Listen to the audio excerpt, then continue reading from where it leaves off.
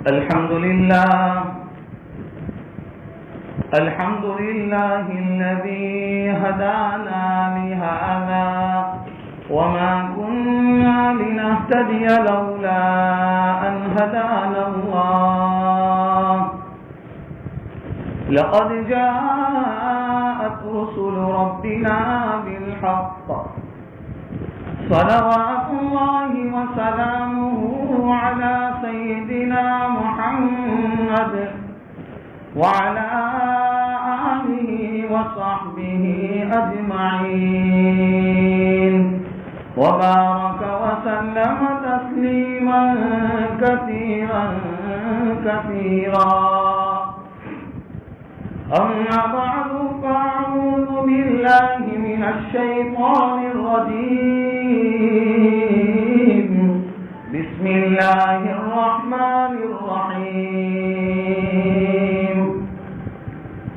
والذين جاهدوا فينا لنهدينهم سبلنا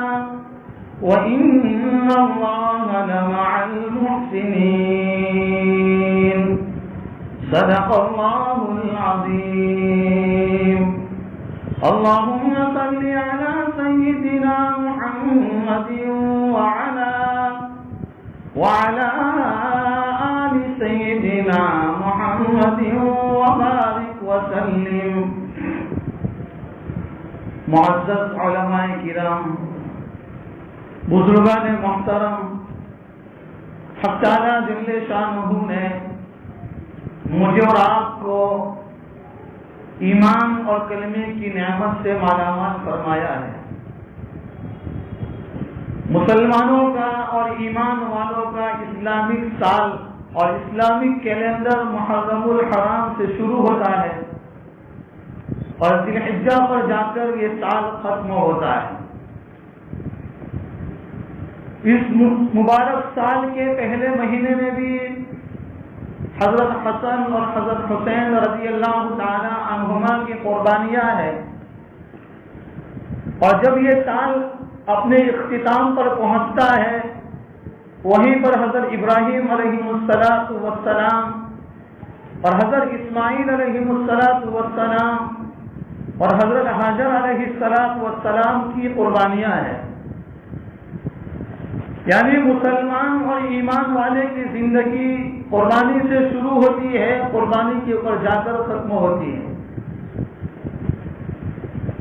اس قربانی کے ایام میں اس قربانی کے مقاصد اور قربانی کا کیا پیغام ہے، قربانی کے ذریعے سے کیا چاہا جاتا ہے۔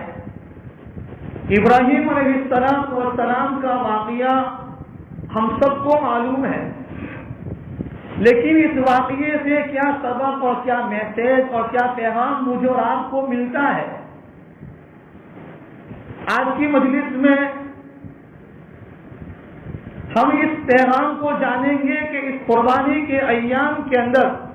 ابراہیم علیہ السلام کے واقعات سے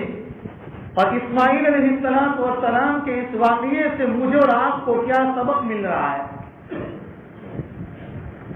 قرآن کریم کی آیت کریمہ پر ہی وَالَّذِينَ جَاهَدُوا فِينَا لَنَهْدِيَنَّهُمْ سُبُلَنَا وَإِنَّ اللَّهَ لَمَعَ الْمُحْسِنِينَ۔ حکیم الامت ثانوی نور اللہ مرقدہ اس آیت کریمہ کے ترجمے میں فرماتے ہیں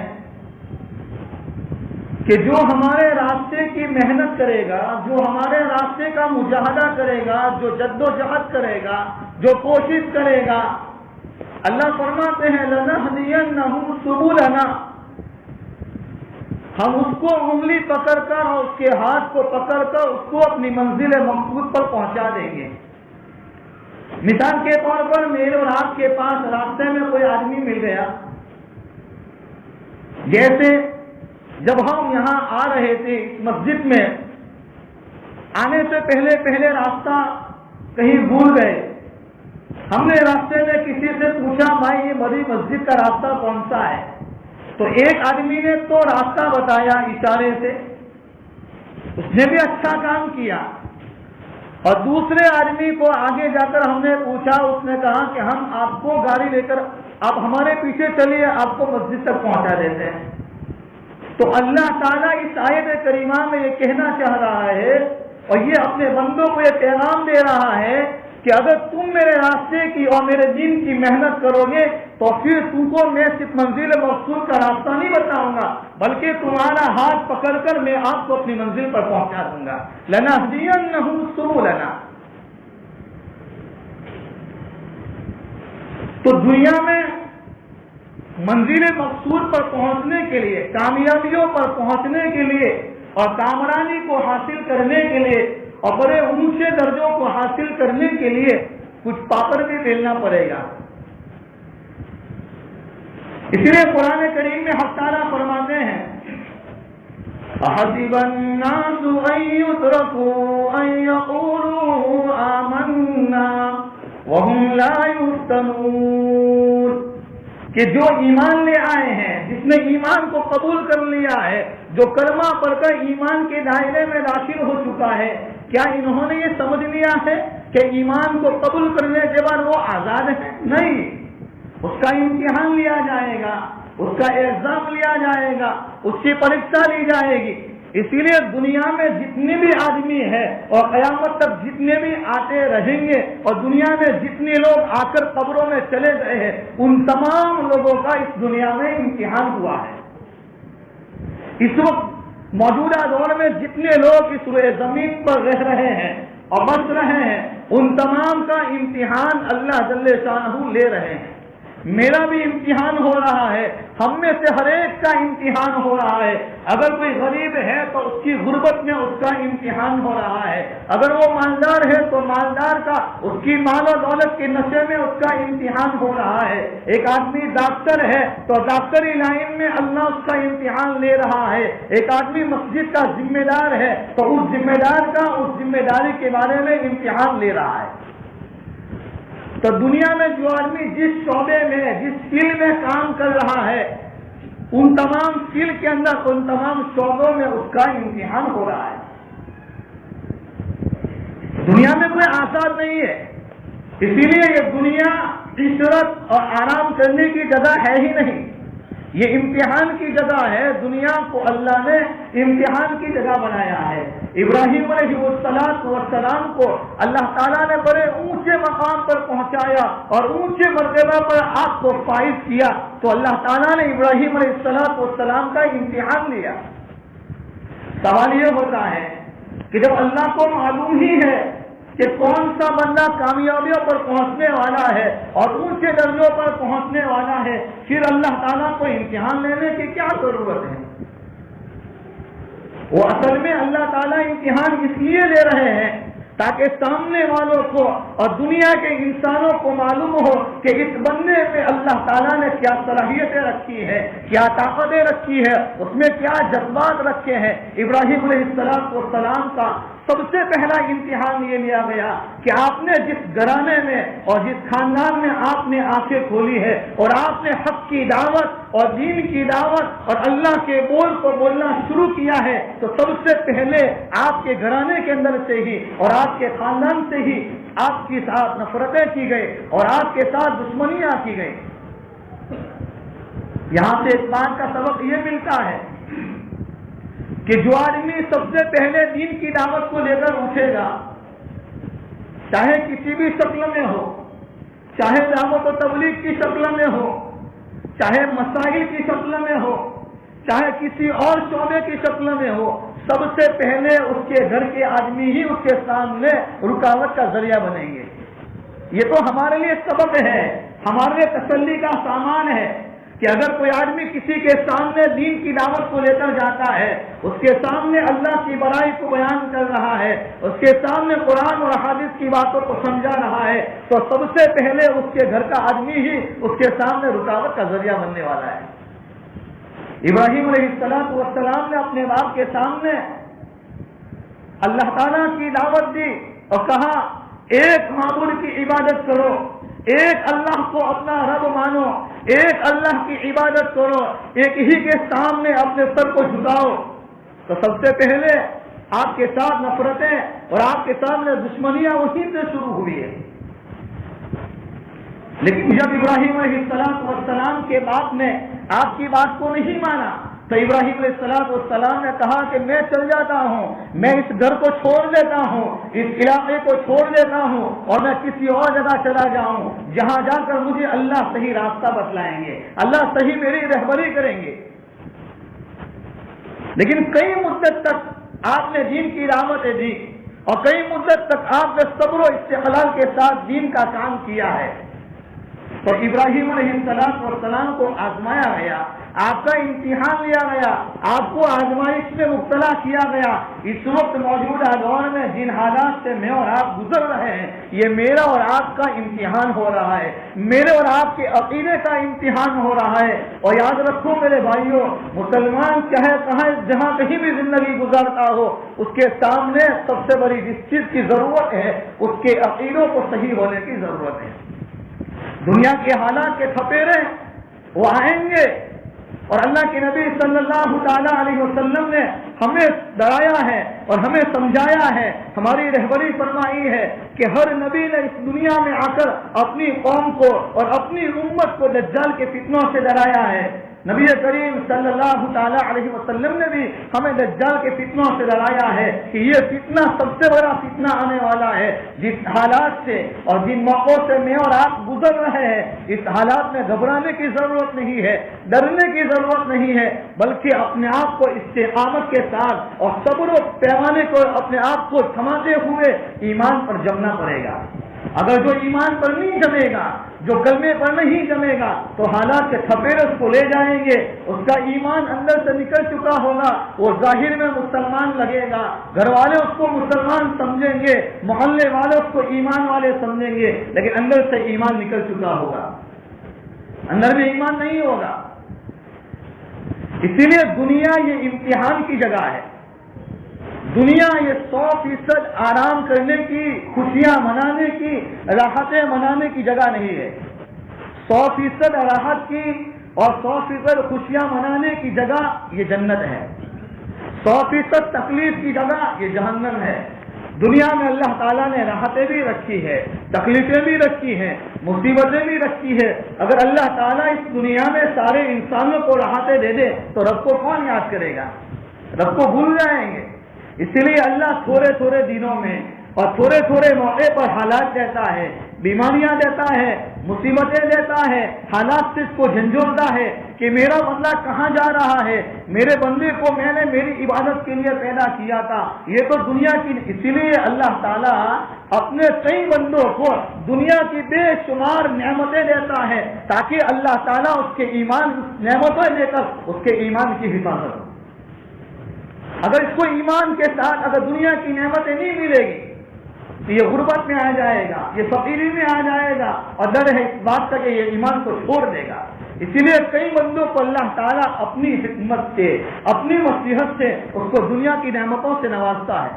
اور ایک وہ بندہ ہے کہ جو رات دن کی محنتیں میں لگا ہے, رات دن اللہ کی طرف اپنے بندوں کو بلا رہا ہے, اللہ کو بندوں کو اللہ سے جڑانے کی محنتیں کر رہا ہے اور انتھک محنتیں کر رہا ہے, لیکن اس کے گھروں میں فاقے ہیں, اس کے گھروں میں غربت ہے, اس کے گھروں میں پریشانیاں ہیں. یہ اللہ تعالیٰ اپنے بندوں کی رہبری کر رہے ہیں, اس کی پرورش کر رہے ہیں. اگر یہ میرے دین کی محنت میں لگا ہوا ہے, اگر میں اس کو دنیا کی نعمتیں دے دوں گا تو یہ دین سے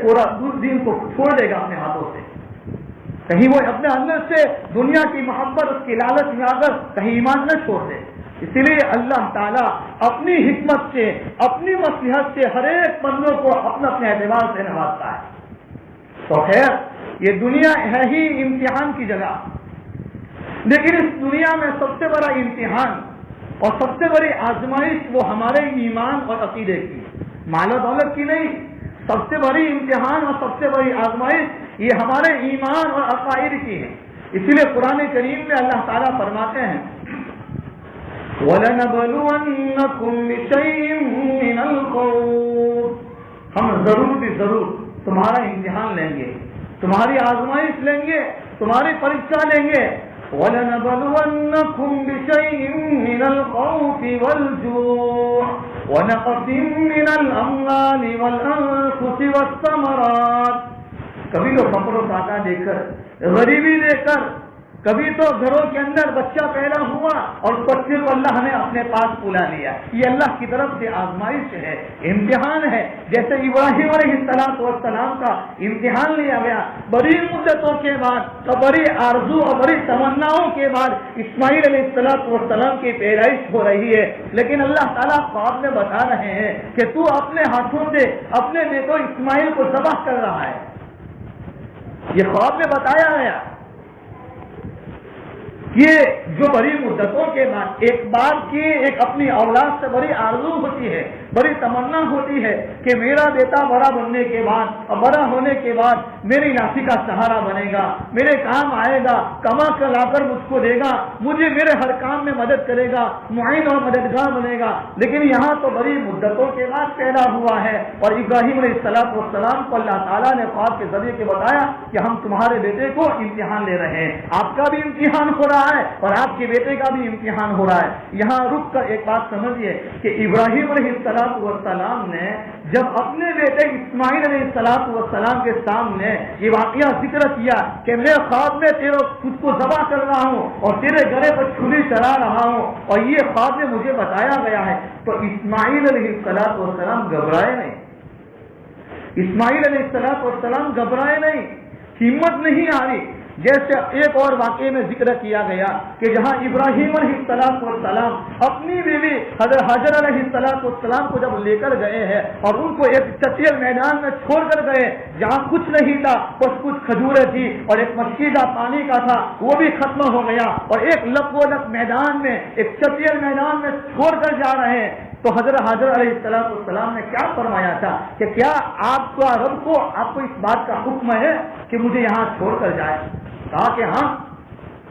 رب کا یہی حکم ہے کہ میں یہاں چٹیل میدان میں آپ کو چھوڑ کر جاؤں۔ تو گھبرائے نہیں۔ معلوم یہ ہوا کہ ایک آدمی اپنے ایمان پر اتنی محنت کرتا ہے اور اتنی جدوجہد کرتا ہے، اتنی کوششیں کرتا ہے کہ اس کی آنکھوں کے سامنے روزی کے سارے دروازے بند نظر آتے ہو، لیکن اس کا دل کی گہرائیوں سے اس کے اندر اتنا یقین ہو کہ وہ میرا رب مجھے ہر حال میں روزی دینے والا ہے،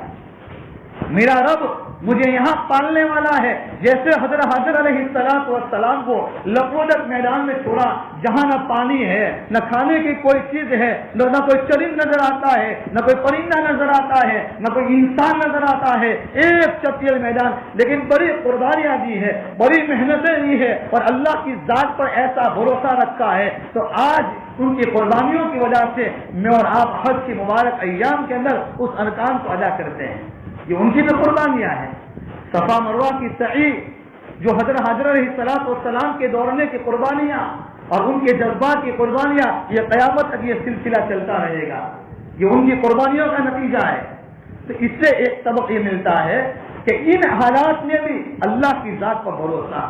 آج لاک ڈاؤن کا اتنا زمانہ گزرا کہ ہر آدمی کی زبان سے یہ نکل رہا ہے کہ محترم لاک ڈاؤن اور یہ بیماری کی وجہ سے، ان حالات کی وجہ سے میری روزی ٹھپ ہو گئی اور میرا دھندا ٹھپ ہو گیا ہے، کوئی کاروبار نہیں ہے۔ جو میرا اور آپ کا رب اپنی ماں ہمیں اپنی ماں کی پیٹ میں کھلانے پر قادر ہے، تو جس نے ہمارے منہ کے اندر 32 دانت رکھے ہیں، وہ میرا اور آپ کا رب وہ جانتا ہے کہ میرے بندے کو اگر روزی نہیں ملے گی وہ مارے کہاں جائے گا۔ تو روزی کی ذمہ داری اللہ نے اپنے قبضے میں رکھی ہے، کسی انسان کے قبضے میں نہیں۔ وَمَا مِن دَابَّةٍ فِي الْأَرْضِ إِلَّا عَلَى اللَّهِ رِزْقُهَا۔ دنیا میں جتنے بھی جانور ہیں، جتنے بھی جاندار مخلوق ہے، وہ ساری کی روزی اللہ نے اپنے قدرت میں رکھی ہے، کسی انسان کے ہاتھ میں نہیں رکھی۔ اگر کسی مالدار کے ہاتھ میں ہوتی تو یوں کہتا کہ میرا کام کر، میرے کھیت میں چل کام کرنے کے لیے، میری دکان پہ چل، اگر وہ سامنے والا غریب مزدور منع کر دیتا تو کہا کہ جاؤ آپ کو روزی نہیں ملے گی۔ تو کچھ چیزیں ہیں جو اللہ تعالیٰ نے اپنی قدرت میں خاص طور پر رکھی۔ ایک روزی ہے، یہ دنیا کے کسی باوا کے ہاتھ میں اور دنیا کے کسی لوگوں کے ہاتھ میں نہیں۔ ہر آدمی کی زبان پر یہ ہوتا ہے کہ کسی نے بند دیا ہے، میری روزی بھی چلتی۔ روزی کا دینے والی ذات یہ اللہ کی ہے۔ یہاں سے سبق ملتا ہے کہ حضرت حاجر علیہ السلام کو ایک لپولت میدان میں چھوڑا لیکن گھبرائے نہیں، اور اسماعیل علیہ السلام کے گلے پر جب چھری چلانا چاہا اور آپ کو بتایا گیا تو اسماعیل علیہ السلام نے یوں کہا کہ میرے باپ آپ کو مجھ سے بڑی محبت ہے، اور حقیقت میں باپ کو بیٹے سے محبت ہوتی ہے اور بیٹے کو اپنے باپ سے محبت ہوتی ہے۔ اگر آپ میرے گلے پر چھری چرانا چاہیں گے تو کہیں مجھے میری محبت آپ کے دل میں آ جائے اور جذبات محبت کے ابھرنے لگے اور آپ اللہ کے اس حکم پر کہیں پیچھے ہٹ جائیں اور آپ چھری چلانے میں دیر کرنے لگے، اس لیے آپ مجھے الٹا لٹا دینا تاکہ میری آنکھ آپ کو نہ دیکھ سکے، آپ کی آنکھیں مجھے نہ دیکھ سکے، تاکہ کسی کی محبت کے جذبات کہیں ابھر نہ جائے اور اللہ کا حکم اپنی جگہ پر پورا ہو جائے۔ تو اسماعیل علیہ السلام گھبرائے نہیں۔ یہاں سے سبق یہ ملتا ہے کہ ایک باپ کو اپنی اولاد کے ایمان کی، اپنے اولاد کے ایمانی پاور کی اتنی محنت کرنا چاہیے کہ ہماری اولاد دنیا کے کسی بھی خطے میں چلی جائے، ہماری اولاد دنیا کے کسی حصے میں چلی جائے، ہمارے اوپر ہماری اولاد پر چاہے کتنے بھی حالات آ جائیں، لیکن ایمان کا پاور اتنا مضبوط ہو کہ حالات کے تھپیڑے کی وجہ سے وہ نا امید نہ ہو جائے۔ اور یاد رکھو میرے بھائیوں، نا امید یہ انسان کو کفر تک پہنچا دیتی ہے، نا امیدی انسان کو کفر تک پہنچا دیتی ہے۔ لا تقنطوا من رحمت اللہ، اللہ کی رحمت سے نا امید مت ہو، اللہ بہت بڑا ہے۔ تو یہاں سے سبق یہ ملتا ہے۔ اب یہ بات چلاتے ہوئے قربانی کے ایام آ رہے ہیں، یہ ذی القعدہ کا مہینہ یہ ختم ہونے کے قریب ہے، ذی الحجہ کا مبارک مہینہ شروع ہونے جا رہے ہیں۔ قربانی کس کو کہتے ہیں؟ قربانی ہر وہ نیک کام جس کے ذریعے سے آدمی اللہ کا قرب اور اللہ کی نزدیکی حاصل کر لے، اس کا نام ہے قربانی۔ لیکن عرف میں ہمارے سماج اور ہماری سوسائٹی اور ہمارے معاشرے میں کہ ایک مخصوص جانور کو اللہ کے نام پر جو اللہ تعالیٰ نے جو مدت بتائی ہے ان مدتوں کے اندر ذبح کرنے کا نام بھی قربانی ہے۔ لیکن قربانی کا جانور، اسی لیے شریعت نے ہمیں اس بات کا پیغام دیا ہے کہ دیکھو جب قربانی کے ایام کے اندر سب سے پہلے جب ذی الحجہ کی پہلی تاریخ آتی ہے، نبی کریم صلی اللہ تعالی علیہ وسلم نے میری اور آپ کی ہر جگہ پر رہبری فرمائی ہے۔ فرمایا ذی الحجہ کا جب چاند نظر آ جائے تو اس کی جو پہلے 10 دن ہے اور اس کی جو پہلی 10 تاریخ ہے، یعنی 10 راتیں اور 10 دن، پہلی ذی الحجہ سے لے کر 10ویں ذی الحجہ تک، اس میں ایک دن کا روزہ اللہ کی نبی نے فرمایا 1 سال کے روزہ رکھنے کے برابر ہے، اتنا ثواب ملے گا۔ ایک روزے کا ثواب 1 سال کے روزہ رکھنے کے برابر، اتنا ثواب اس کو ملتا ہے۔ اور ایک رات کی عبادت کا ثواب یہ شب قدر کی عبادت کے برابر ہے۔ اب بتاؤ کہ ہماری زندگیاں جو گناہوں میں گزر رہی ہے، وقت ہمارے ہاتھوں سے نکل رہا ہے، ضائع و برباد کر رہے ہیں۔ اللہ تعالیٰ نے ایک موقع اور عطا فرمایا کہ رمضان کا موقع تو چلا گیا ہمارے ہاتھوں سے، ابھی بھی صبح کا بدکا ہوا شام کو واپس آ جاتا ہے، اس کو بدکا ہوا نہیں کہتے ہیں۔ اللہ نے پھر ایک موقع دیا ہے، ایک چانس دیا ہے کہ مبارک مہینہ آ رہا ہے، اس مبارک مہینے کی کم سے کم پہلے 10 دن پر اتنا غنیمت جانے اور اس کے اوقات کو ہم ضائع اور برباد ہونے سے بچائیں۔ اس کی راتوں میں خود عبادت کریں، دین کو روزہ رکھیں، اللہ کے سامنے قرآن کی تلاوتیں کریں، ذکر و اذکار کریں، اور جن کے اوپر قربانی واجب ہے لیکن مسائل کا علم نہیں ہے۔ آج دنیا میں اکثر و بیشتر لوگوں پر قربانی واجب ہوتی ہے لیکن ہمارے پاس اس کا علم نہیں ہے۔ ہم جائیں مفتیان کرام کی خدمت میں، علماء کی خدمت میں، مسجد کے اماموں کی خدمت میں، اور ان کے پاس جا کر ہم اپنی آمدنی کا کچا سکھا ان کے سامنے رکھے اور ان کو بتائیں کہ میری پاس یہ دولت ہے، یہ پراپرٹی ہے، کیا میرے اوپر قربانی واجب ہے یا نہیں۔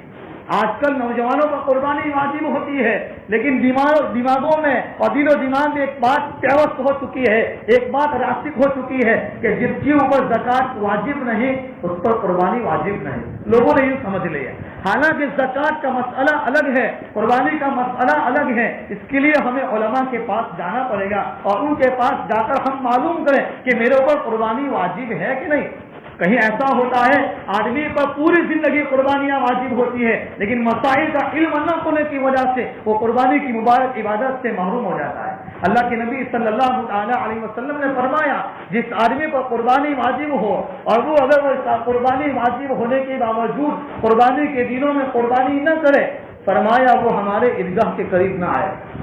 ہمارے عیدگاہ کے قریب نہیں آئے، اس کے ساتھ ہمارا کوئی تعلق نہیں۔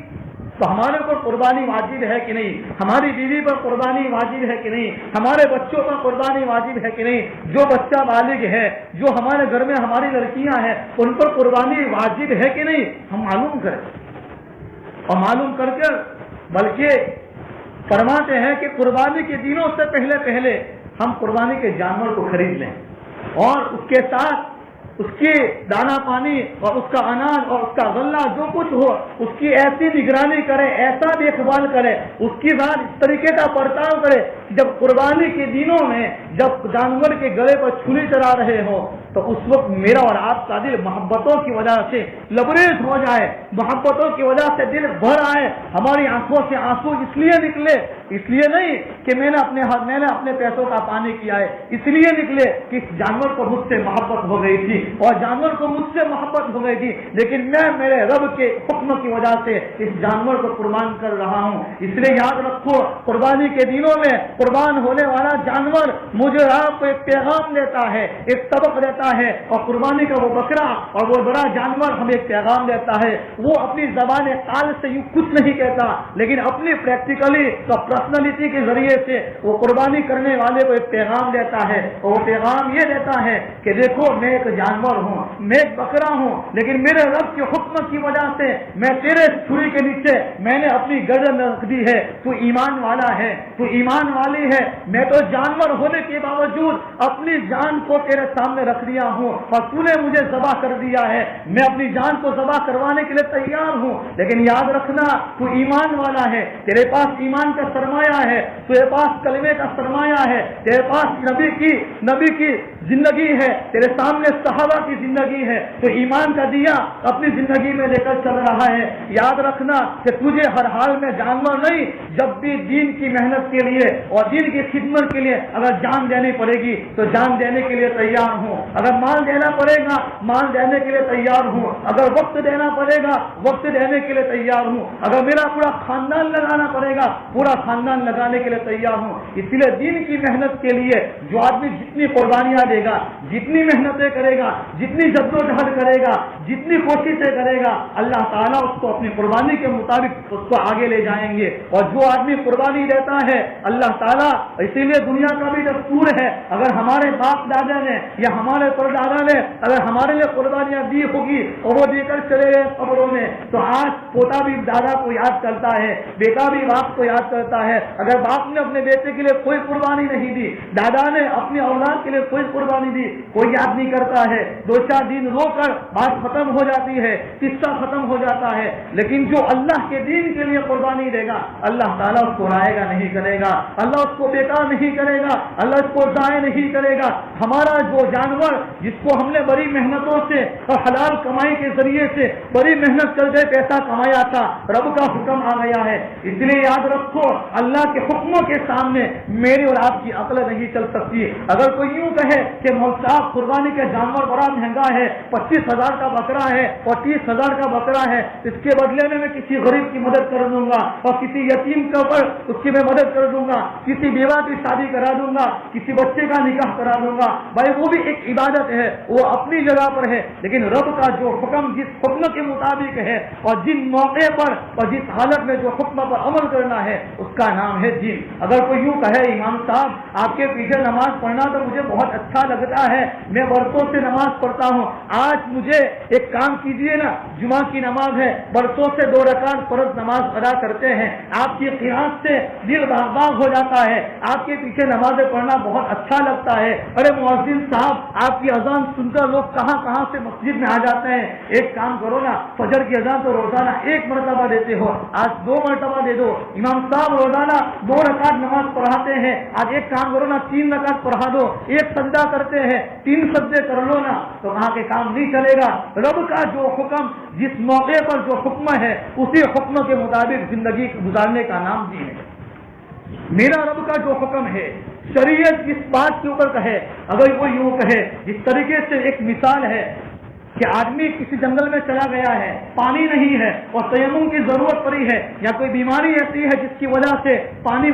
کی وجہ سے اس کو تکلیف ہو رہی ہے, اور جن موقعوں پر مفتیان کرام نے شریعت کی روشنی میں تیمم کرنے کی اجازت دی ہے. میں صرف ایک بات سمجھانا چاہ رہا ہوں کہ تیمم کے لیے آدمی پاؤں کی وہ اس طریقے سے مسا کرتا ہے یا ہاتھ کو اس طریقے سے جو کرتا ہے. اب یہ جو مسئلہ ہے, اگر کوئی آدمی یوں کہے محتاط ناپاک, تو نیچے کا پنجہ ہوتا ہے اور نیچے کا حصہ پاؤں کا وہ ناپاک ہوتا ہے, اوپر میں ہاتھ گھمانے کی کیا ضرورت ہے؟ اگر کوئی یوں کہے کہ آدمی پیشاب کرنے جاتا ہے اور وہاں اپنی حاجت کو پوری کرتا ہے, بس اتنی جگہ کو دھو لے بات ختم ہو گئی, یہ سارے اعضاء کو دھونے کی کیا ضرورت ہے؟ تو دین کا کوئی بھی حکم یہ ہماری عقل سے ہم نہیں مانیں. ہماری عقل مانے یا نہ مانے, شریعت کا جو حکم جس موقع کے مطابق ہے اس کے مطابق مجھے اور آپ کو عمل کرنے کا نام ہے دین ہے. اس لیے قربانی کے دنوں میں اور قربانی کے ایام میں جو قربانی کے جو دین ہے انہی ایام کے اندر قربانی کرنے کا نام دین ہے, اور اسی کا نام ہے قربانی. اگر کوئی یوں کہے آج مولانا میرے پاس تو اس قربانی کے ایام میں مجھے لمبا سفر کرنا ہے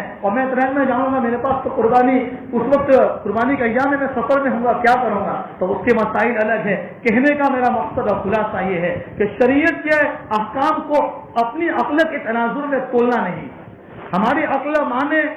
یا نہ مانے, جس موقع پر جو حکم بتایا گیا ہے اسی کے مطابق کام کرنا ہے. اس لیے قربانی کے مبارک ایام آ رہے ہیں. قربانی کے دنوں میں جس آدمی پر قربانی واجب ہے ان کو چاہیے کہ ایسا اچھا جانور خریدے جو موٹا ہو, پربا ہو, آنکھوں کو لبھانے والا ہو, دل کو بھی اچھا لگتا ہو. ایسا مریل تتو لے کر آتا ہے اور پھر پوچھتا ہے مولانا اس میں چلنے کی طاقت نہیں ہے, اور گود میں اٹھا کر لے کر آتا ہے, پوچھتا ہے مفتی صاحب یہ قربانی میں چلے گا؟ اب ارے بھائی یہاں نہیں چلتا ہے تو پل سیرت پر کہاں چلے گا؟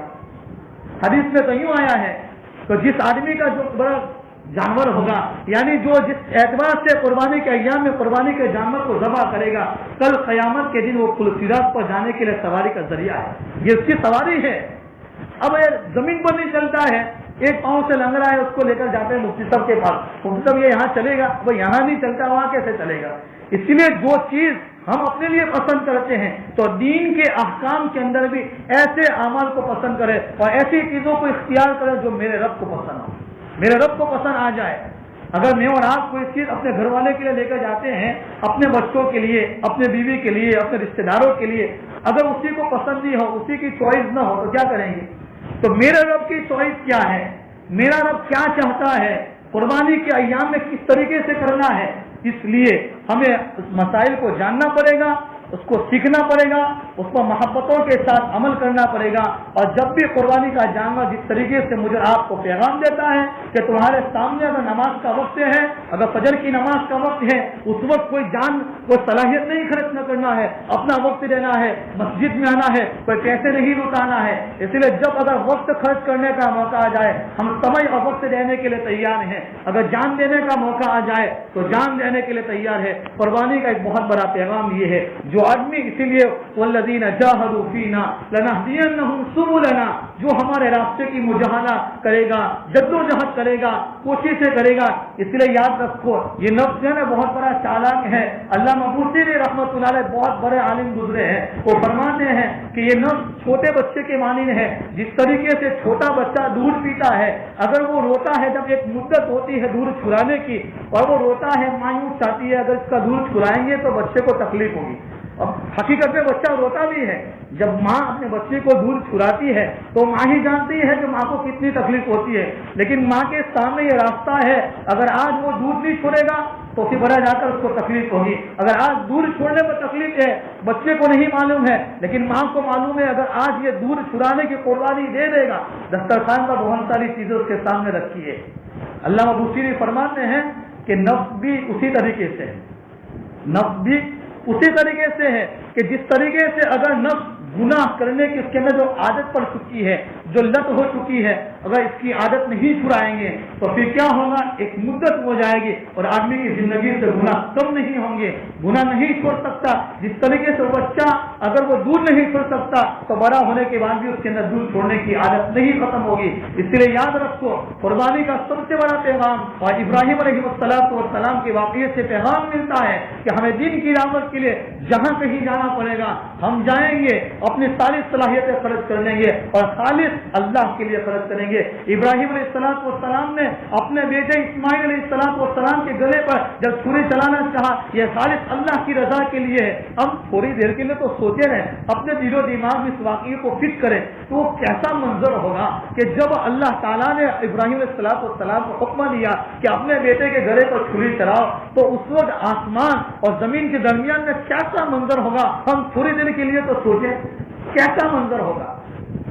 تو اس منظر کو اپنی آنکھوں کے سامنے لائیں, اپنے دل و دماغ کے سامنے لائیں کہ اللہ تعالیٰ نے وہاں سے جو ڈوبا بھیج دیا اور بعد میں جو مسئلہ پیش آیا. اسی لیے ابراہیم علیہ السلام کے واقعے سے سبق ملتا ہے کہ جس طریقے سے ابراہیم علیہ السلام نے دین کی محنت کے لیے اور دین کی تبلیغ کے لیے اپنے گھر کو چھوڑا ہے, اپنے خاندان کو چھوڑا ہے, اپنے علاقے کو چھوڑا ہے اور اپنے شہر کو چھوڑا ہے, تو ہمیں بھی دین کی تبلیغ کے لیے ہمیں اپنی جان بھی اور اپنے گھر کو چھوڑنا پڑے گا, اپنے علاقوں کو چھوڑنا پڑے گا اور ہر جگہ جا کر اپنے اللہ کے بول کو بولنا پڑے گا, تاکہ یہ ہماری زندگی میں ایمان بچا رہے, ایمان جمع رہے اور ایمان پر استقامت کے ساتھ اس دنیا میں زندگی گزاریں. ایمان کی سلامتی یہ بہت بڑی بات ہے, اسی لیے اللہ تعالیٰ ہمیں ایمان کی سلامتی کے ساتھ اس دنیا میں باقی رکھے. جب بھی ہماری موت کا وقت ہو اللہ ایمان پر ہم سب کو خاتمہ نصیب فرمائے. اسی لیے اگلی مرتبہ جب آیا تھا ایک آیت کریمہ ایمان کی سلامتی کے بارے میں اور دنیا سے ایمان پر جانے کے بارے میں بتائی تھی, آج پھر بولو والا دوہرا دیتا ہوں. سورہ آل عمران میں ایک آیت کریمہ ہے, ربنا لا تزغ قلوبنا بعد اذ ہدیتنا وہب لنا من لدنک رحمہ انک انت الوہاب. علماء نے لکھا ہے اس آیت کریمہ کے بارے میں کہ جو آدمی نمازوں کے بعد اس کا اہتمام کرتا ہے, کم سے کم 3 مرتبہ پڑھنے کا اہتمام کرتا ہے, اللہ اس دنیا سے جاتے ہوئے اس کو ایمان اور کلمے پر موت دیں گے. اللہ سب سے پہلے مجھے ہم تمام کو عمل کرنے کی توفیق عطا فرمائے, ہم سب کی قربانیوں کو قبول فرمائے, ہم سب کی پریشانیوں کو اللہ تعالیٰ اپنے فضل سے دور فرمائے اور قربانی کے ایام کے اندر جو چاہا جاتا ہے اللہ تعالیٰ وہ چاہت وہ پیغام ہم سب کو نصیب فرمائے. آمین. وآخر دعوانا ان الحمد للہ رب العالمین.